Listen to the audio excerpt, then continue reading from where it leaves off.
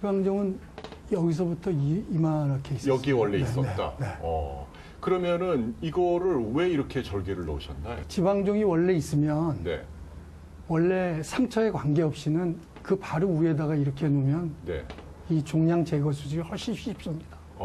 그런데 환자가 이제 배우고 상처를 좀 가려보기 위해서 아래쪽으로 이제 하고서는 파고 들어가서 이제 떼어내려고 그랬죠. 바로 절개하고 끄집어내면 편한데 네, 예. 그렇게 할 경우에는 자주 노출되는 부위라서 네, 네. 절개 부위를 아래쪽으로 여기 하죠. 아마 그러니까 그 뭘로 가리는 부위인가 보죠. 예, 예. 우리가 보니까 이쪽에 가려지는 이렇게.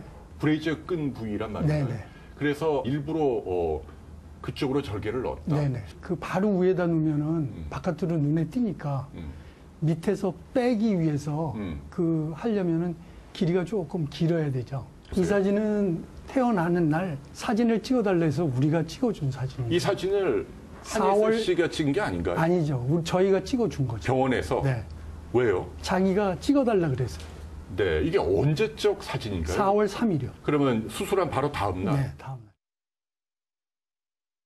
당시 집도의 얘기를 들어봤는데 홍 기자님 일단요. 연예인이라서 어려운 시술 방법을 선택했다라고 얘기를 하거든요. 네, 맞습니다. 처음에 사실 이제 사진이 공개됐을 때는 예. 아니 지방종 제거가 쉬운 수술이라는데 여배우 몸인데 왜 저렇게 흉터가 뭐 일자도 나고 동그라미도 나고 굉장히 동정 여론이 컸습니다. 그랬죠. 근데 이제 저 집도의가 한 인터넷 방송에 나와서 수술 과정을 설명하는 걸 보니 일부러 연예인이다 보니 이제 보이지 않는 곳, 그러니까 속옷에 가려지는 곳에 이제 가로로 원래 그 지방종 부위가 아닌 그 아래에 절개를 하고 말하자면 더 일부러 어려운 수술을 하려고 했다.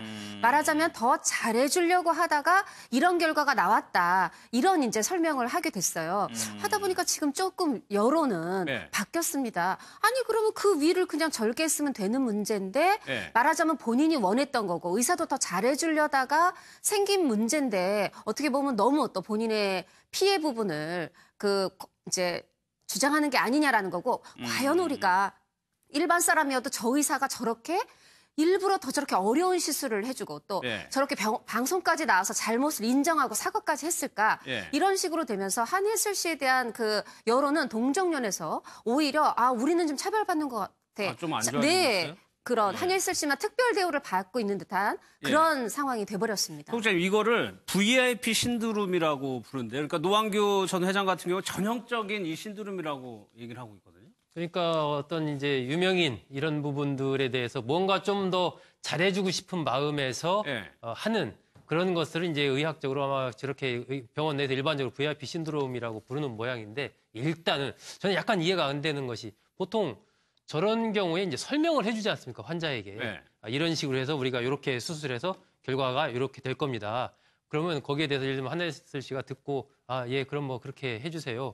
뭐 이렇게 이야기하는 게 일반적이거든요. 예. 그런데 지금 이제 집도의 얘기는 어쨌건 본인 생각에 이 사람이 배우고 하니까 흉터 같은 것들을 좀 최소화하고 하기 위해서 오히려 본인으로서는 선의를 가지고 이렇게 한 것이 결과가 이렇게 됐다라고 얘기를 하는데 그럼 한예슬 씨와 사전에 그런 부분에 대해서 아무런 커뮤니케이션, 소통이 없었나? 예. 하는 부분에 대한 의문이 좀 하나 들고요. 예. 왜냐하면 사실 저 지방종 수술이라는 게 저도 몇 년 전에 받아봤는데 사실은 간단하거든요. 아 그래요? 예, 간단합니다. 그냥 거기 딱 째가지고 그 안에 있는 그 일종의 이제 기름 덩어리를 딱 드러내면 끝나는 것이거든요. 예. 그런데 이제 아마 이 의사 집도 이분께서는 그렇게 하면 약간 그 부분에 짠 상처 이런 게 나오니까 그 밑부분을 이렇게 잘라서 밑으로 해서 어떻게 빼내는 아마 그런 걸 생각을 했던 모양인데 왜 한예슬 씨와 그렇다면 사전에 그런 부분에 대해서 어떤 소통을 안 한 건지 아니면 했는데 그것이 안 알려진 건지 분명치는 않지만 약간 그 부분에 좀 의문이 남더라고요. 그러니까 시술 방식에 대해서 한예슬 씨가 직접 얘기하거나 그러진 않았죠 아직까지는. 네, 그 부분에 대해서는 얘기하지 않았고요. 뭐 이것은 짐작이 됩니다만 의사도 물론 병원에서 종종 발생한다는 VIP 신드롬에 따라서 예. 선의에 의해서 알아서 잘해주려 한 부분도 있었겠지만 저는 이 한예슬 씨 측에서도 분명히 이것을 원하지 않았을까 싶어요. 왜냐하면 여배우들 특히 이제 어떤 직업에서 어떤 직업은 특히나 특히 몸에 있어서 미적 기능까지 또 요구되는 직업이 있는데 예. 그리고 또 배우 중에도 배우는 별로 다르지만 이 한예슬 씨는 뭐 완벽한 얼굴에 완벽한 몸매로 워낙 각광을 받던 그런 배우기 때문에 예. 그리고 여배우들은 뭐 하다못해 레드카펫만 서도 이 등 부위 옆구리 노출이 굉장히 쉽게 되지 않습니까? 이런 부분에 대한 어떤 본인도 그런 이해와 요구가 있지 않았을까 예. 짐작이 되는 부분이고 그러나 여하튼 결과가 한예슬 씨 입장에선 여배우기 때문에 굉장히 또 한나의 여성으로서 굉장히 지금 마음의 상처는 입은 것 같아요. 그래서 2차 사진도 공개를 했는데 그랬죠. 2차 사진은 뭐 더 거의 괴사라고 보여질 정도로 3도 화상의 사진이 보여질 정도로 굉장히 심각한 그 사진을 또 공개를 했어요. 저 사진이 처음 사진 공개하고 20여일 뒤의 모습인데도 네, 조금 맞습니다.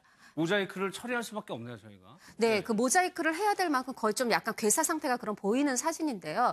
이것까지 이제 공개를 하면서 본인의 어떤 통탄한 심정을 그렇게 호소를 하고 있는 입장인데 네. 그 대중이 보기에는 이게 조금 달라요. 왜 그러냐면 지금 1차로 이 사건이 알려지자 병원에서 일단 그 예. 해당 병원에서 사과를 했어요. 그리고 집도의가 자신의 과실을 인정했습니다. 예. 또 이 2차 사진이 공개되자 다시 한번 병원이 또 2차 사과를 했어요. 이렇게 되자 바로 지난해에 있었던 그 사건이 또 수면 위로 올라왔습니다. 예. 지난해 7월에 있었던 것은 어떻게 보면은 그 환자마다의 그 고통의 부위를 감히 비교할 수는 없지만 신생아가 이제 제왕절개 중에 이 두부에 이 머리에 2cm가량의 칼자국이 났어요. 그런데 이거에 대해서 부모가 계속해서 항의를 했지만 3개월 후에야 공식 입장을 내놨는데 예. 과실은 인정하고 사과를 했지만 당시 뭐라고 얘기했냐면 발생 가능한 합병증이다라고 얘기했어요. 예. 예를 들면 상처가 났는데 그게 잘 아물지 못하고 뭐 빨갛게 염증이 차오르고 이거는 발생 가능한 합병증이라 할 수 있지만 제왕절개를 하는 가운데 아이, 신생아 머리에 2cm 칼자국이 나는 걸 그냥 발생 가능한 합병증으로 표현한 부분. 네. 이게 당시에 굉장히 대중의 분노, 이 또 피해자 가족, 이 가족들의 분노를 굉장히 샀었거든요. 예. 이런 상황과 비교하고 보니 아니 지금 한예슬 씨에 대해서 너무 인정도 빠르고 사과도 빠르고 의료사고 참 쉽네. 그러니까 한쪽으로 처음에는 왜 응원을 했냐면 한예슬 씨라는 배우의 어떤 마음에 대한 공감도 있었지만 야 차제에 우리가 이 의사하고는 싸워봤자 안 된다. 우리가 네. 전문 지식 간에 어떤 너무 큰 격차가 있기 때문에 이 의료 분쟁은 힘든데 이번에 어떤 이런 의료사고 관련된 법이 좀 손질이 됐으면 좋겠다 하는 마음으로 한예슬 씨를 응원한 부분도 있었던 거죠. 예. 그런데 이게 우리 모두에게 나눠질 혜택이 아니라 특정 연예인, VIP에게만 돌아갈 혜택이라면 하는 생각이 들면서 어떤 예. 대중의 공감도가 떨어지고 있습니다. 약간 이제 그 부분에 어떻게 보면 어감 차이일 수도 있는데 이게 이제 한예슬 씨가 비판을 받아야 맞는 것인가? 예. 아니면 병원이 비판을 그렇죠. 예, 제 생각에는 병원이 예. 비판을 받아야 맞는 거예요. 예. 그러니까 병원이 예를 들어서 똑같이 대우를 하지 않고 한예슬 씨가 유명인이기 때문에 바로 거기에 대해서 인정을 하고 사과하면서 모든 향후의 치료 같은 걸 다 책임지겠다라고 한 반면에 이제 지난해 7월 발생했던 그런 신생아 머리에 칼자국이 났던 그런 부분에 대해서는 의료 과실을 인정을 안 했지 않습니까? 예. 이 부분은 이제 병원의 대응에 문제가 있다라고 병원을 비판하는 것이지 지금 보면은 한예슬 씨는 그냥 피해자인 예. 것이죠. 피해자인 것이고 저는 아까 이제 말씀드렸던 대로 한예슬 씨가 사전에 이런 식으로 예를 들면 시술을 한다라는 것을 정확하게 집도의로부터 설명을 들었다면 혹시 이제 그 부분에서 이런 부작용이 있을 수도 있다라는 부분에서 조금 더 책임 부분이 병원 책임이 조금 더 덜해질 수도 있지만 만약에 정확하게 그런 설명을 안 받고 이거 뭐 간단한 수술입니까? 금방 끝납니다. 뭐 이런 정도 설명 듣고서 수술을 했는데 저런 결과가 나왔다면 예. 사실은 병원에서 아무런 할 말이 없는 그렇죠. 사건이죠, 이 사건은. 근데 의료사고가 일어나면 손정혜 변호사님, 그러니까 일반인으로서는 어떻게 해볼 수가 없는 경우가 많거든요. 의료사고를 여러 번 해보면요. 일단은 병원에서 잘못을 인정 안 합니다. 소송에서 소송 판결문 가져오라고 얘기를 하고요. 원만하게 과실을 인정하고 적절한 배상을 해주겠다라고 하지 않고 배상이라는 것도 딱 그 직접적인 치료비, 우리 병원에 오면 그 치료비를 받지 않겠다 수준만 제시하기 때문에 의료사고가 나면 많은 환자들이 고통 속에 겪고 저 한예슬 씨도 저 치료비 배상해 준다고 될 문제가 아니라 그 적정한 수준의 위자료가 네. 따라야 되거든요. 근데 의료 과실로 이제 소송을 가면 위자료가 책정이 되더라도 굉장히 미약한 수준이기 때문에 환자 입장에서는 전문적인 어떤 과실을 밝히는데도 굉장히 어렵지만 의료 사고라는 걸 밝힌다고 하더라도 이 위자료나 이런 거에 대해서 굉장히 소극적으로 인정되는 것에 굉장히 불만을 가질 수밖에 없고 억울한 심정이고요. 저는 당연히 조금이라도 잘못이 있으면 용감하게 의사도 병원 측에서도 과실을 인정하고 사과하는 분위기가 형성이 돼야 된다라고 생각하고요. 예. 끝까지 회피하고 만나주지도 않습니다. 심지어는 집도이 누구냐 연락처도 안 알려주고요. 숨기고 뭐 소송해서 정보 공개하면 알려주겠다, 뭐 문서 명령하면 알려주겠다 이런 태도는 피해를 입은 환자한테는 2중, 3중의 피해가 될 수 있다라는 점이고 의사들이 잘못을 인정하고 그에 대한 적절한 배상을 해야지만 신뢰도가 높아지거든요. 예. 그걸 너무 두려워하지 않았으면 좋겠고 이 문제로 인해서 우리 한혜슬 씨 빨리 피해가 회복이 돼야 되고 앞으로는 일반인도 이렇게 문제 제기를 했을 때 많은 사람이 관심을 가져줬으면 좋겠습니다. 그러네요. 알겠습니다.